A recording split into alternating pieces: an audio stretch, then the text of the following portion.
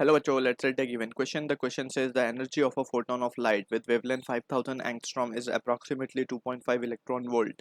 This way, the energy of an X-ray photon with wavelength 1 angstrom would be.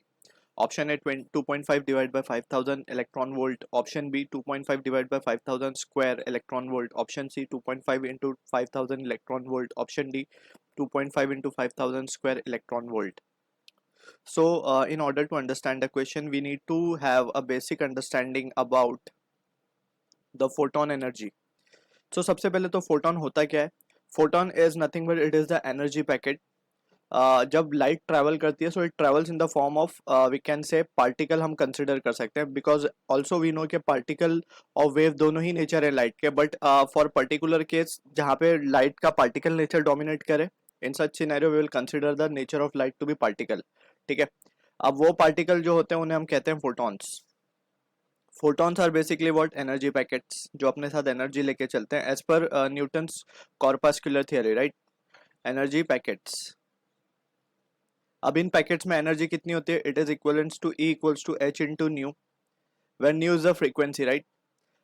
H क्या है? Planck constant. H की value हम लिख देते हैं 6.62 10⁻⁻34 joule second right.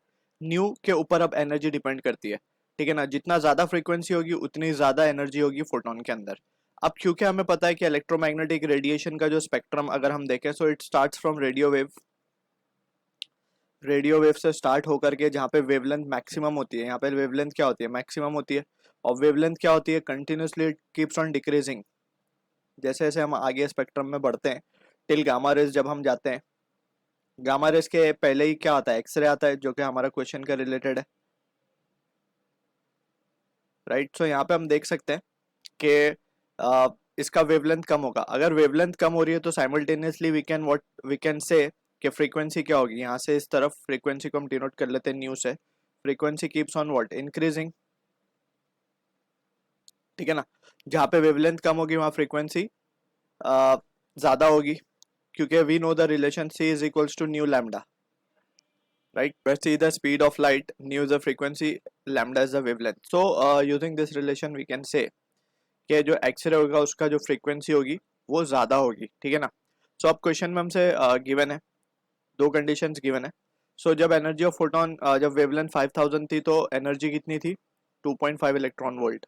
So when energy let's say E1 जब थी 2.5 इलेक्ट्रॉन वोल्ट सो एनर्जी इसके करस्पॉन्डिंग थी एनर्जी थी 2.5 electron volt when wavelength corresponding इसके थी 5000 एंगस्ट्रॉम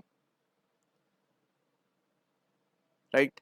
तो एनर्जी अब कितनी होगी जब उसका वेवलेंथ करस्पॉन्ड करेगा 1 एंगस्ट्रॉम को. That is what the question is. यानी कि एक्सरे का photon energy we are interested in calculating. So हम क्या देख सकते हैं? By the relation E we can say E को हम क्या लिख सकते हैं? H into nu. और न्यू को क्या लिख सकते हैं? From the last expression we have studied that is h c by lambda. अब यहाँ पे एच और सी दोनों ही कांस्टेंट है. तो from this relation energy is inversely proportional to lambda. इसके बेसिस पे हम लिख सकते हैं E2 by E1 will be equals to lambda 1 by lambda 2. ठीक है. So from this we can say कि E2 क्या हो जाएगा हमारे पास? लैम्डा 1 है 5000 राइट इनटू लैम्डा 2 की वैल्यू तो ये लैम्डा 2 है हमारा. लैम्डा 2 की वैल्यू 1 ही है. ठीक. इनटू E1 की वैल्यू है हमारे पास 2.5. So this is the answer to the question जो कि मैच होता हुआ दिख रहा है हमें और it is will be in electron volt. So option C is the correct answer to the question. I hope you understood the solution. All the best.